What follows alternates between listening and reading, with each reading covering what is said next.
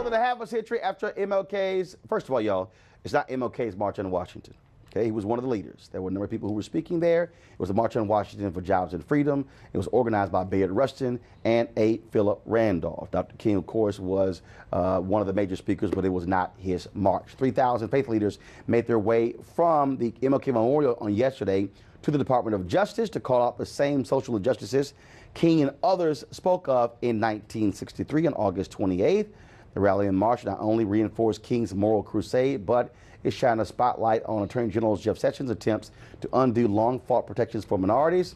The marchers included ministers, imams, rabbis, other congregants who have watched the Trump administration roll back voting rights, health care, criminal justice reform, economic reform. Some were there to protest the recent racial violence and hate in Charlottesville, of course, organized by Reverend Al Sharpton and the National Action Network. Here's some of what folks had to say yesterday. We wanted to say this nation is in moral trouble. It's immoral to try to take the vote from people that blacks and Jews and others suffered and died for. It's immoral to try and take health care from your mama because you don't like Obama.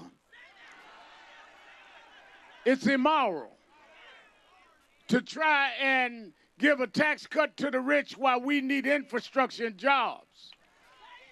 It's time for moral leaders of all religions to get rid of their fear and their political laryngitis and speak up and stand up together. Martin, it's 54 years later. What would your dad say? He would, you know, I don't know that I'm even equipped to say what he would say, but I know he'd be greatly concerned about what is going on in our nation, but he would be proud of the fact that spiritual religious leaders are coming together of all faiths to stand up for justice, to stand up for righteousness, and to stand up for truth and freedom. You have to ask yourself one question. How are you going to achieve justice? How are you going to achieve equality? How are you going to achieve freedom? You can do it by marching, participating in marches just like these. You can do it by speaking out against the injustices of this country and of this world. You can do it by continuing to carry the torch from people like Reverend Al, from people like Reverend Jackson, from people like Mr. Michael Eric Dyson, and the many wonderful speakers that spoke here today. You have an opportunity. You can do it.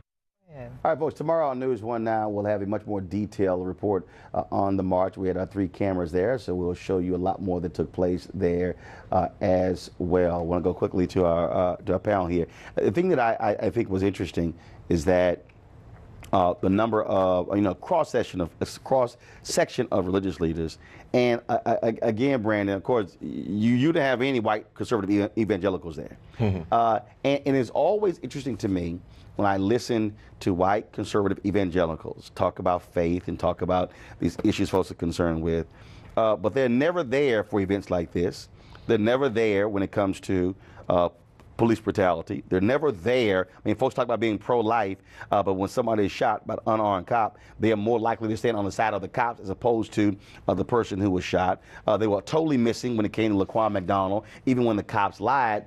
And this is why people don't have respect for white conservative evangelicals, because they say one thing and their politics says another. Well, I agree with everything you say. I don't think it's just limited to the white conservatives. I know my generation overall has an issue with religion in the church, and there's seeming, I guess, relevance to our generation. And in fact, but there were a lot of millennials out there. No, so it's not like that. But I'm agreeing with you. I agree with you. It's an issue that is not unique to the white conservatives, but is relevant, is definitely there. They're silent, and they're, you talk a lot about Paula White.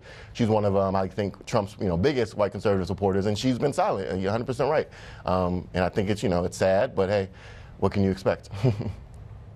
It is sad. And unfortunately, what can you expect? I mean, that's the sad reality, that we can't expect there to be any sort of moral fortitude by these individuals who make millions and millions and millions of dollars pilfering, a lot of times, our community, specifically when you talk about Paula White.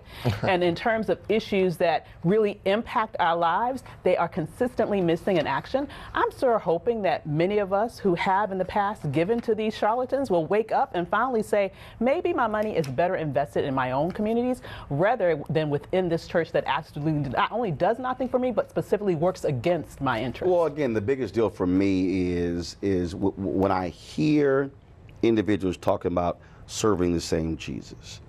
And when you're talking about social justice issues, criminal justice issues, it doesn't mean that you're going to agree with every single person who is speaking. It doesn't, because I don't agree with every single person who is speaking, but they simply are never there. Right. And it was, again, when Dr. King wrote his letters from a Birmingham jail, he was specifically talking to white clergy who was saying, hey, slow down, you're going too fast. And he's saying, yeah, it's real easy to say that when you're comfortable. It's just like when I was on ABC and Christopher Ruddy was talking about Arpaio. Dude, you don't get racially profiled. Right. So this is just sort of no big deal to you, but if you're black and Latino, you get racially profiled, you get a problem with an Arpaio. And let's not even kid ourselves to even think that a lot of these churches are, in fact, care anything about racial injustice. In fact, if I'm not mistaken, the Southern Baptist Convention in many ways was founded specifically in order to maintain segregation in terms of church, in terms of moving against church integration. So, racism is a part of the fabric of a lot of these institutions. And I'll just say that the march yesterday was not, the March of Washington back in '63 or '64. Sharpton. Well, first of all, hold on. Let me get to my point. It was 250,000 people in 63. Let me finish my point. It was 3,000 yesterday. Again. Yeah, no kidding. And all I'm saying again, it's the hyper-partisan nature of it. Wherever Sharpton goes, I think that may be a factor as to why you did not see. No. It was not. I listened to the speech yesterday. I listened to King's speech yesterday on the anniversary of it. His tone, even though he was calling out injustices, it was not the hyper-partisan nature that we see today. It was not. It was about issues. He didn't mention Kennedy once. Let me finish. Martin Luther King did not mention Kennedy once during his speech, but he was still holding him accountable to the issues and injustice. But nowadays, Brandon, let me help you out with something. Help me something. You are making a classical mistake that too many people make. Let me say it again. Yeah. Dr. King was not the only person who spoke that day. No. On the pre-program, Merle Evers-Williams was supposed to speak. Merle Evers was supposed to speak. She was in Boston. Daisy Bates spoke. There was no woman who was actually on the actual official program. John Lewis gave a fiery speech. In fact, he did specifically talk about Kennedy. They specifically asked folks to dial back any mention of the president because of the civil rights legislation. There were many other speakers as well. To get things done, there were a number of fiery speeches. So Dr. King's speech that day was not the only one that was given that people heard. Dr. King's speech was the last speech that was given. There were some 17 speakers before him. But as you mentioned, the overall tone of that speech was told not to be partisan in politics because it's beyond politics. But Brandon, it's about the issue. No. It wasn't beyond politics. Let's be clear. Let's be clear. The March on Washington for Jobs and Freedom was not beyond politics. It was very specific, a lot of different speakers. And yesterday, Sharpton wasn't the only speaker. Reverend Jackson spoke. You had Jewish leaders who spoke. You had others who spoke as well. You had different faiths who spoke. You had an imam who spoke. It wasn't simply just Reverend Sharpton. But again, though, I see different tones. But again, though, if Sharpton wasn't there, those white evangelicals would not have showed up. Weekdays on TV One. I will never lie to you. Oh my God.